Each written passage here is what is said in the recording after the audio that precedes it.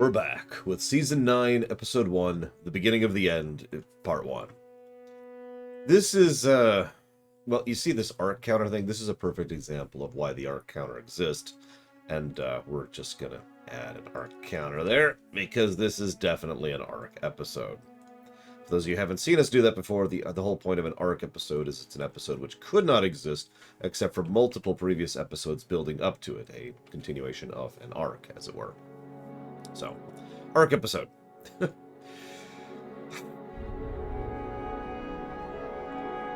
yes, this is an arc episode.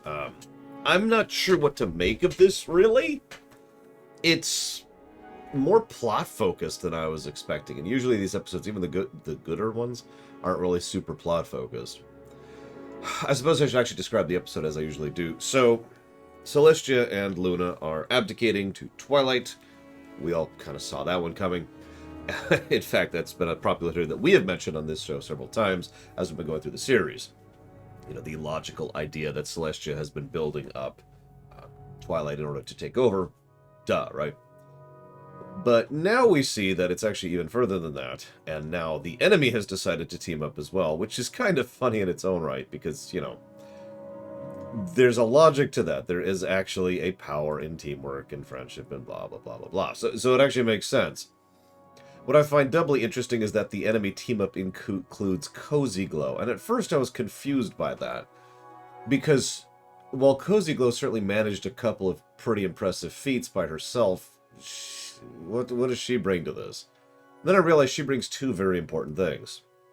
From an in-character perspective, she brings the fact that she actually understands, you know, the power of friendship and therefore can operate and utilize it better than the other two who've always, or the other three, excuse me, who've always operated on their own. But the second and arguably more important thing that Cozy Glow brings in is that she's an outside perspective. She is what we call a viewpoint character. And I know that sounds weird, but it's true. She is there so that everyone present has someone to explain things to the audience. I mean, to her. Because she doesn't know who Grogar is. And if you've been paying attention, Grogar, and I double-checked this, has only been mentioned once in the entire show so far, in a children's tale, way back in the Ant Twilight episode with Flurry. As a fresh reminder for anybody who's showing up for Lore Week, if there would be a Lore Week, I would send out a Twitter post, a Discord post, and of course it would be called Lore Week, and I would do that on Saturday. That is the process going forwards, and will continue to be the process until it changes. So, I wouldn't know anything about G1 stuff, Rascor. In fact, I still don't know anything about G1 stuff. So, moving on. Here's a random thought, and as usual, I look at one scene and my mind just kind of explodes when I look at that one scene. Why didn't they take the train to get to, Canterlot? Did you notice that?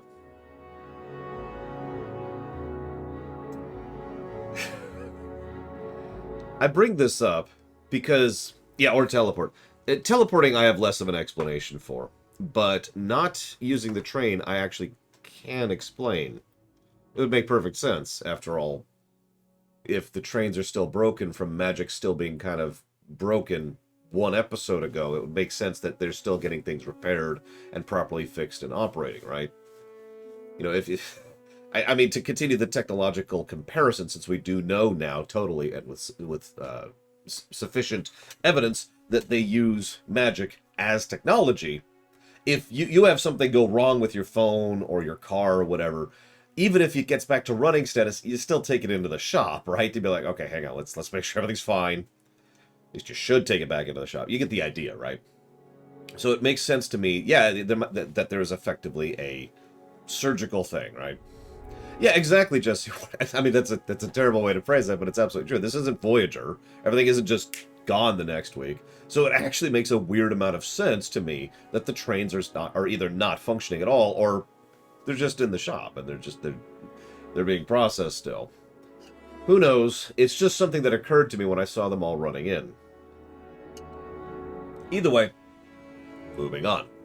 So they go in, and then Celestia and Luna say, yeah, no, we're retiring. We're out. Peace. And since it's been 9 years since the show started, that makes a degree of sense. But what really caught me about that is that Celestia says that this is the longest period of harmony that they've had in their reign in the recent 9 years. Now,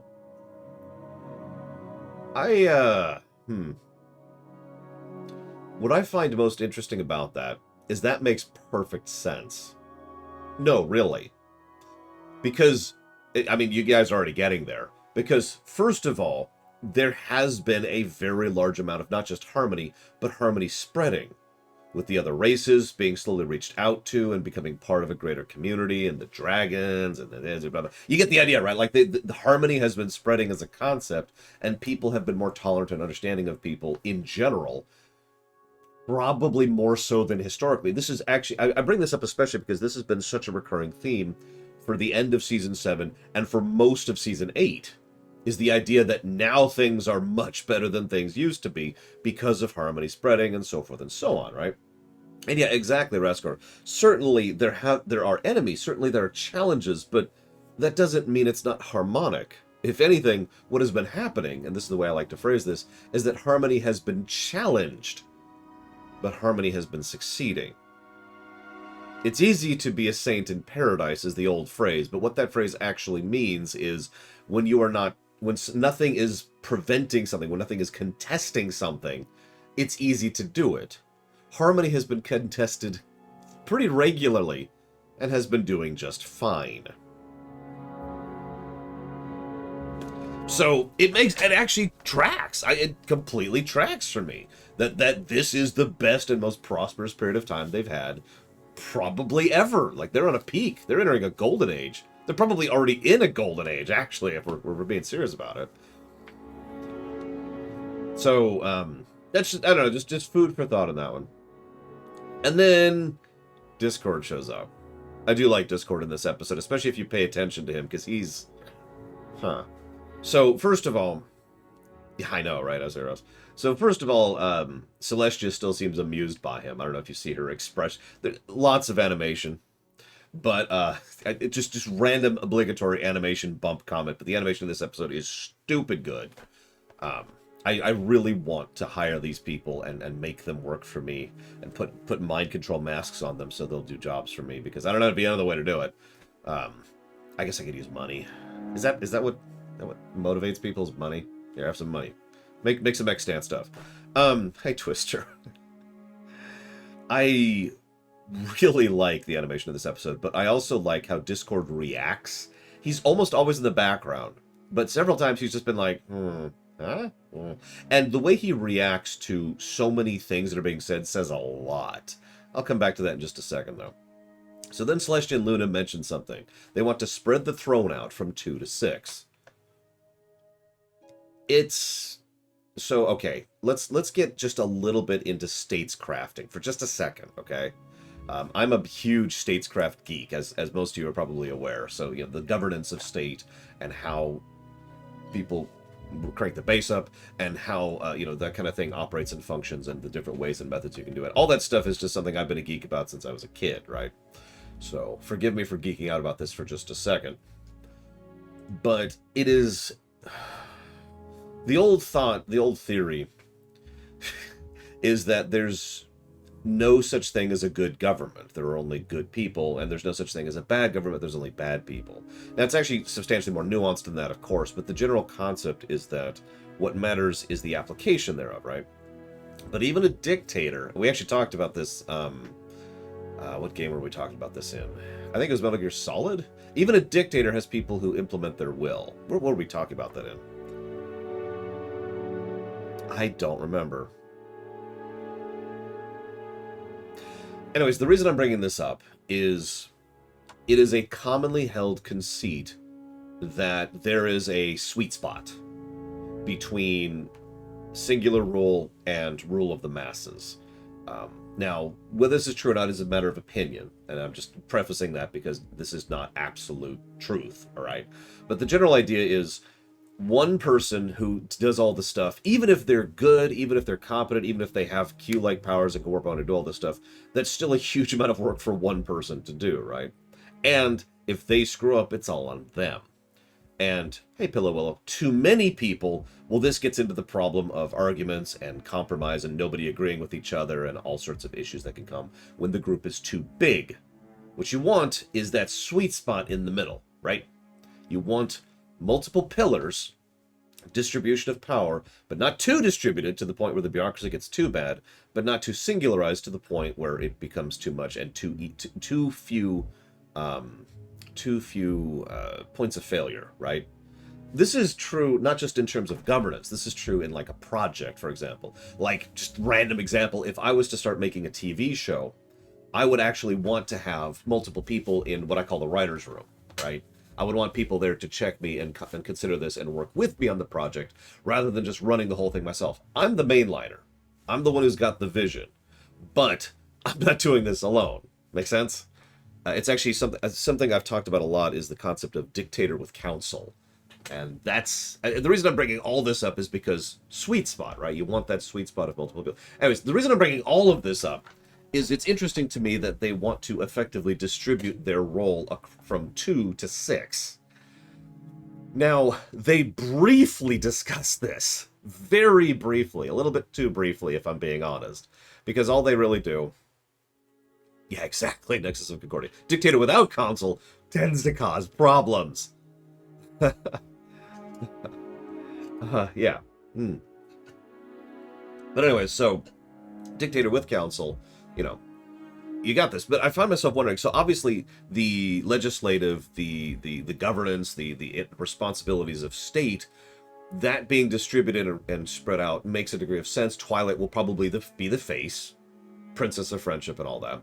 And we'll probably spread out some of the PR stuff. Pinky will probably be more on the, foreign relations kind of a thing. Rarity will probably be kind of part of the organization and managerial perspective because she's really good, ironically, at being organized and managing things. And you get the idea, right? It makes a degree of sense that they're going to distribute. And yeah, actually, Dash would be my first pick for dealing with the dream side of things, right? Because not only does she call dibs, but more importantly, she has a little bit of experience with that. Almost every time there's a dream thing and Dash is involved, she tends to pick up on it like that. This even happened in the comic book episode. I know that wasn't dreams, but you get the idea. And Spike is going to be the one who keeps all of this stuff organized because Spike is an excellent secretary. Right. It was an MLP episode where we were talking about the secretary thing. We were actually talking about Cozy Glow. That's what it was. I knew it was recent. I knew it was within the last week. Anyways. So, having said all of that, it makes a degree of sense, but what really makes me wonder is 2 things. Raising and lowering the sun, and the dreams thing. Now, we've already kind of covered the dreams thing, and honestly, they could kind of probably rotate the dreams thing. But... sun? Is Twilight going to be the one raising and lowering the sun? Will Celestia continue doing just that? Because that's, I think, the first thought I had was Celestia will continue to raise and lower the sun, and that's her job. That's it. Just she wakes up every morning, all right, and then goes back to enjoying her retirement, right? But they could actually try to distribute that over to Twilight. Twilight does have a fairly large amount of magical power. I was also wondering if they'd bring Starlight into that, but I suppose we'll see how that goes in a bit. Either way, they don't really discuss this in the episode. But it's interesting to me to think about, because what we have here is not just responsibilities of state, but literal magical responsibilities of maintaining the environment they have mastery over. So, curiosities and thoughts. I'm very curious if they're going to continue on this and if they're going to explain this and blah, blah, blah, blah, blah. Moving on. So then Celestia says, everything you've gone through has been your training. Duh. Yeah, we all called that, right? We all saw that coming. We all have theorized about that and spoken about that and commented on that. Yeah, no, it makes a lot of sense that this is all that a lot of the things that Celestia has been allowing to happen has been a matter of her training up her replacement. Yeah, and you'll notice that, and we've been talking about this for the last 2 seasons now. Celestia has been slowly moving more and more matters of state and matters of governance onto Twilight and letting Twilight take control in many ways, as opposed to jumping in and doing it. And yeah, Discord is like, yeah, okay, sure, whatever. Go the obvious choice, I guess. I love his lots of little Discordiums here. He does a little rainbow gesture. He pulls up the How to Rule Equestria by No Pony Make Pretend Smith. But my personal favorite is there's this bit where they're like, yeah, we just need a few days to put together the ceremony. He's like, wait, really? So then there's this wonderful line where Dash says, if you think about it, they almost never help. Yep.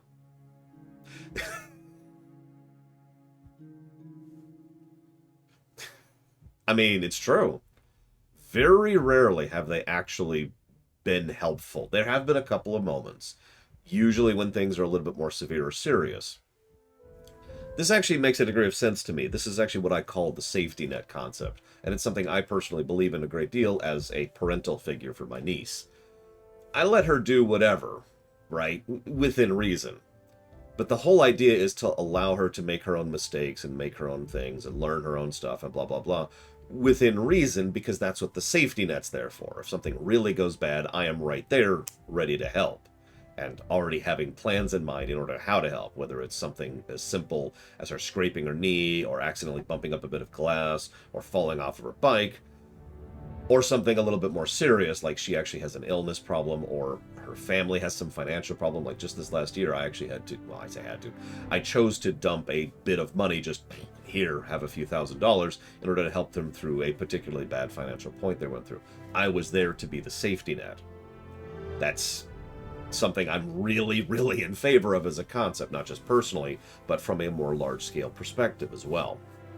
In fact, there's actually an economic theory about the concept of nations helping out other nations economically by being safety nets, but letting them make mistakes and so forth and so on. You get the concept. It's pretty obvious.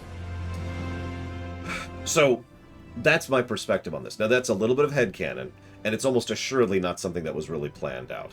But, in my opinion, Celestia, and probably Luna as well, have this whole time been the safety net. We're here if you need us. And every now and again, the safety net has failed. They have actually failed. Like when Chrysalis hit the... hit Cadence. When Cadence was introduced, do you remember that? There's a pretty good chance that in that moment, Celestia was like, alright, I'm going to step up and be the safety net. Failed. But then they managed it anyway, so thank goodness for that, right? And yeah, that's another thing. It's very likely that Celestia and Luna will still be available even in retirement, because duh, right? If nothing else, if you need us, we're here. So all of this makes so much sense and works pretty logically, so I'm completely with everything. That brings us to Discord.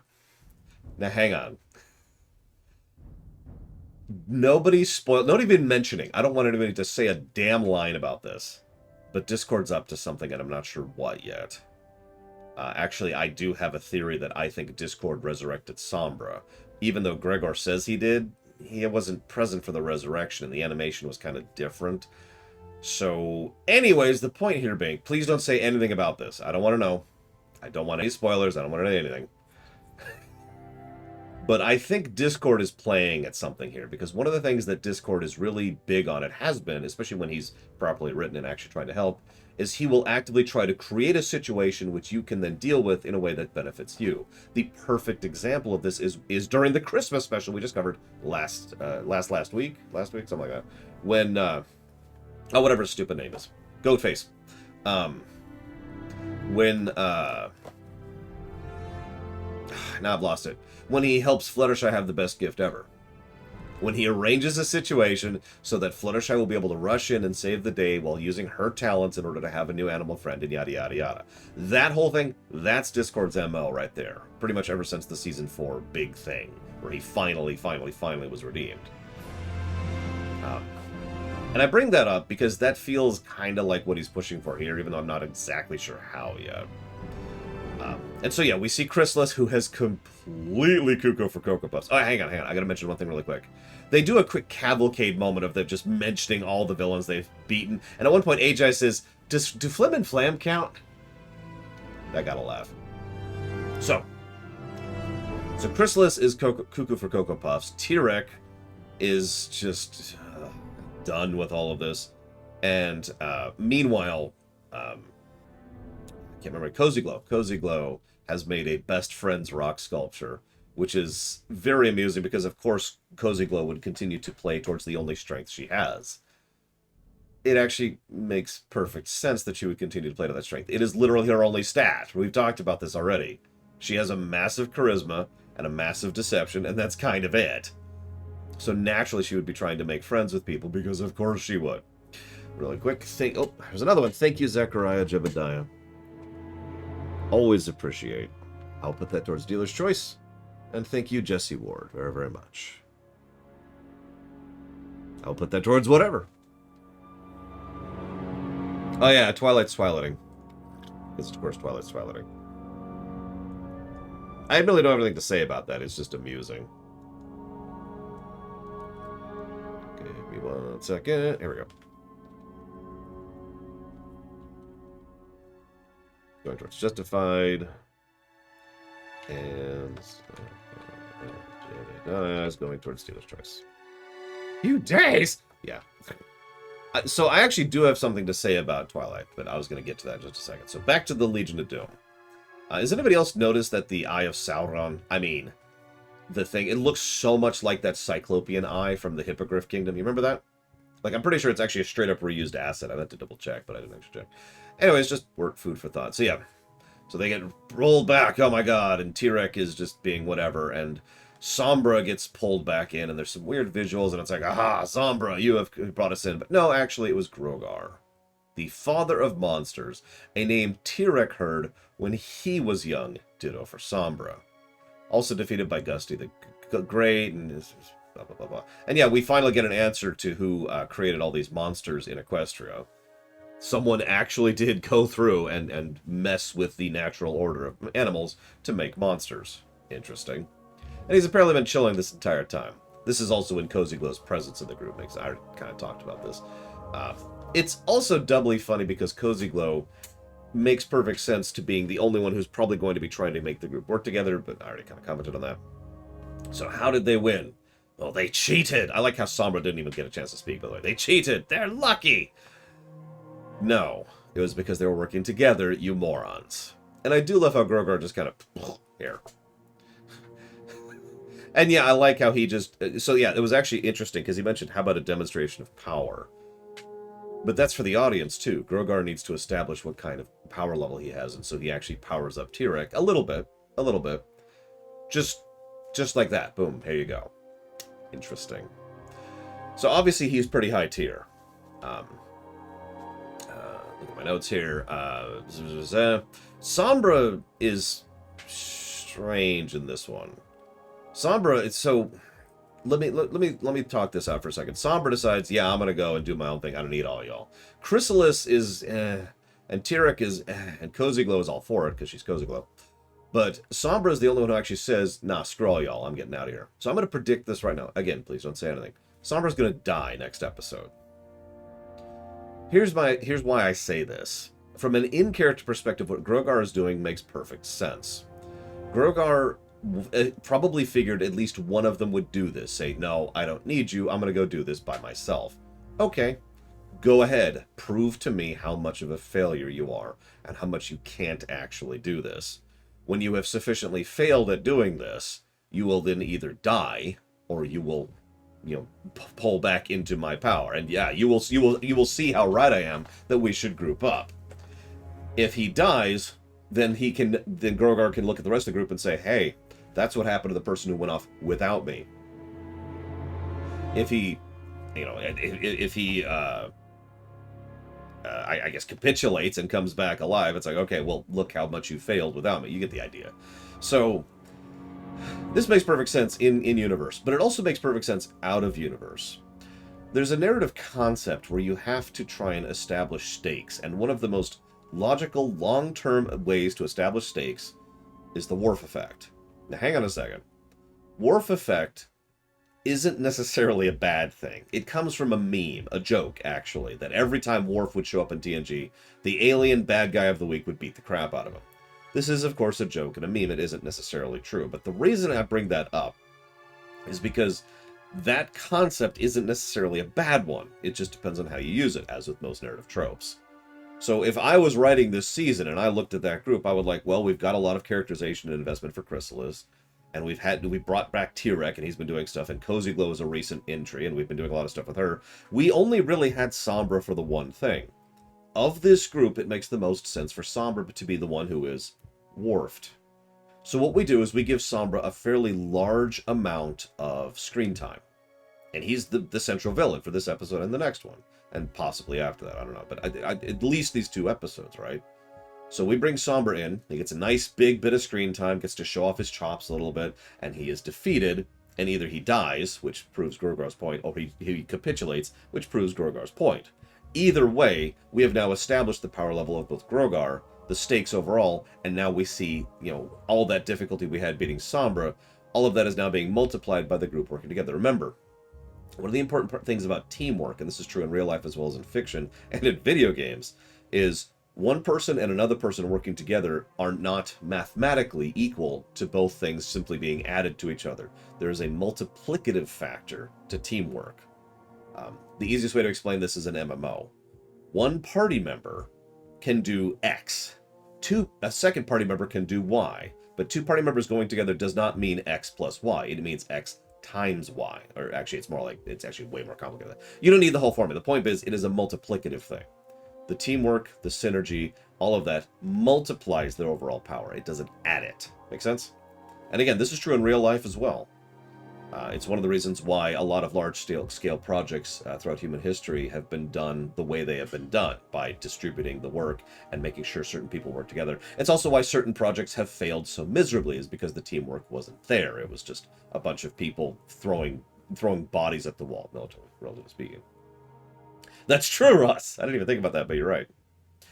So, what we have here is a great situation and a great setup. We'll see what happens with Sombra next episode, but moving on. This then leads to Twilight really starting to Twilight. I'll talk about Sombra in a second. I've thought about it, Imperial Star Destroyer. No, I really have thought about it. I mean, if they complain, I'll be like, well, you do the same thing to me. You stop and I'll stop. Trust me, I got some bassy songs I could play. Look at some of my chordances sometime. Anyways, but no. So, this is when we see Twilighting. Now, Twilight is really freaking out here. If I can jump in for a second, I think that Twilight is freaking out more than usual here. Which makes sense.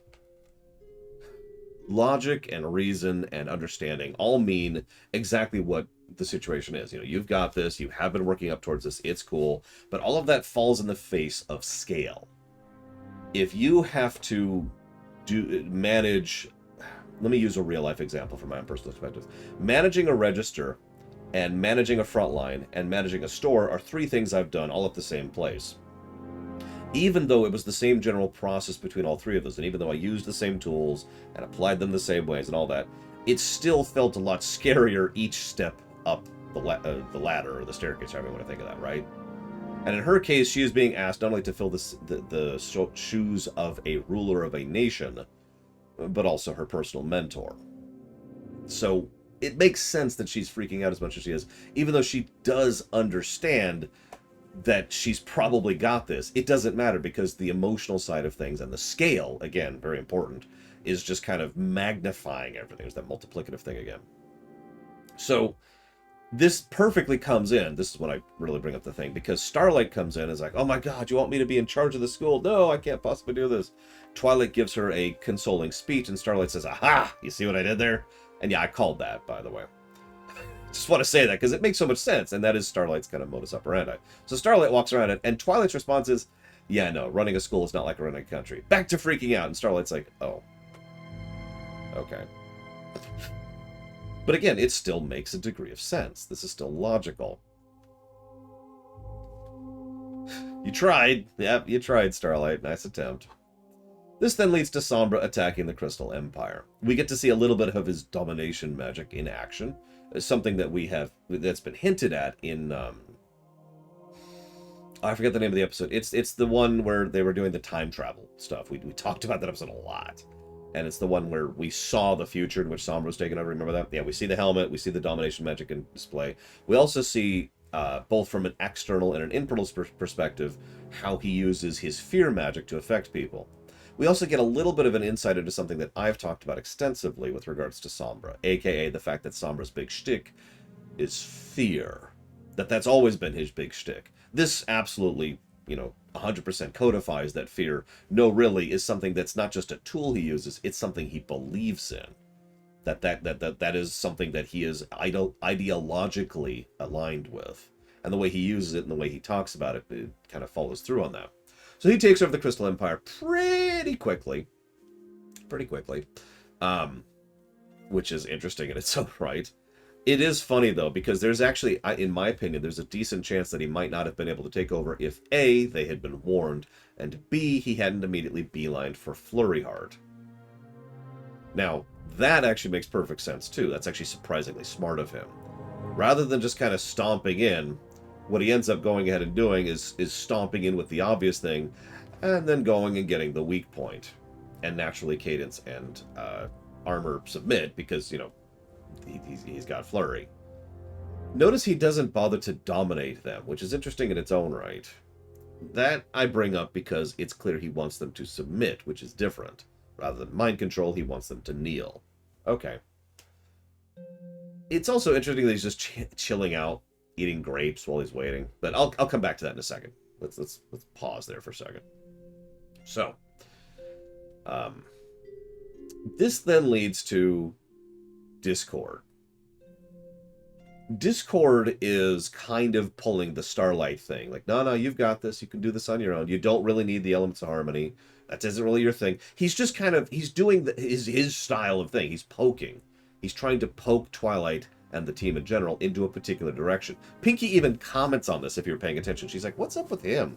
Like, she's noticing that he's trying to push an agenda here. And he brings up an interesting concept. He says, not. Using the elements, is using the elements really handling it yourself? That's actually an interesting thought process. So first of all, they didn't need the elements last time. That is true. But they also had a degree of circumstances on their favor the last time, and Sombra wasn't at full power and in a position of authority. B, does using tools not count as handling it yourself? Especially since most sentient sapient beings, by which I mean all of them, are tool users by their very nature.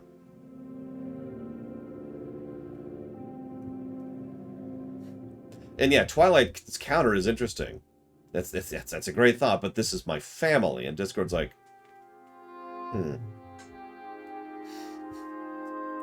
Actually, Discord's response is, oh, fine. But no, yeah, okay, got it. No games. All right, cool. This then leads to one of the more interesting things, is they say, unless you want to deal with this for us. And the entire team looks at him with this kind of look, like, please. And Discord actually stutters from, is speechless for just a few seconds before he's like, no. This is still in character for Discord. Let me go ahead and say this. This is just my opinion. I think with 100% certainty the Discord could crush Sombra. Just like that. Just stomp him. He would probably crush Sombra so hard Sombra wouldn't even see it coming. And that makes sense for reasons I'll talk about later. So yeah, no doubt that Discord could just stomp Sombra. But he doesn't. In fact, he pieces out as quickly as he could, which again makes sense because Discord being the safety net makes sense. But you don't want to do it for them. Tying this back in here. If you want to teach your kid how to ride a bicycle, you don't get one of those two-seat bicycle things and then ride it for them. All you're doing is teaching them what it's like to be on a passenger on your bicycle. You need to let them actually get on the bicycle, try to drive around, and fail. Fall and stumble and scrape their knees and all that fun stuff, unless they have knee pads. That's always helpful. In other words, it is my opinion, and again, tying this back into the original thing with Celestia and Luna kind of abdicating and being the safety net thing. Discord's there as a safety net. He probably is there as a safety net. I mean, I guarantee you if Sombra did anything to Fluttershy, Discord would. But you shouldn't, right? Now, that is debatable, of course, because that's a perspective, that's an opinion, but it's very clear that Discord thinks that. After all, he's thought that before. Several times now, I think the 3 or so times prior to now, Discord has deliberately been like, I'm not solving this problem for you, so that you can solve it for yourself, so you can learn and grow and be. Partially for his own amusement, partially because he's trying to help, partially because he's Discord. So, it'll be interesting to see where that one goes, but we'll come back to that in a minute. Anyway, so he pieces out like, no. So then they're like, okay, cool. Let's go ahead and do this. And then there's this neat little scene. No, I do not, Ross. But then again, I have no way of knowing that one way or the other. So, pure speculation. After all, they only mentioned that pony magic was vanishing, if you actually pay attention to it. Like, you notice how the hippogriffs never had problems continuing to exist, despite everything. Anyways, which is something I noticed back then, I just didn't comment on it.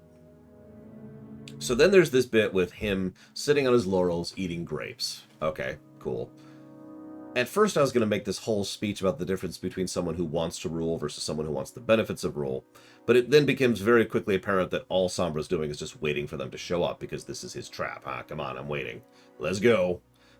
Okay, so I'm going to let that go. But I do want to comment on one thing. There's this bit where a blast hits him and doesn't really do much, and he's like, ha ha ha. Ah, it's funny you think that would do anything. And it cuts to them, and the only one's horn who is smoking is Flurry Hearts. That also got a laugh out of me.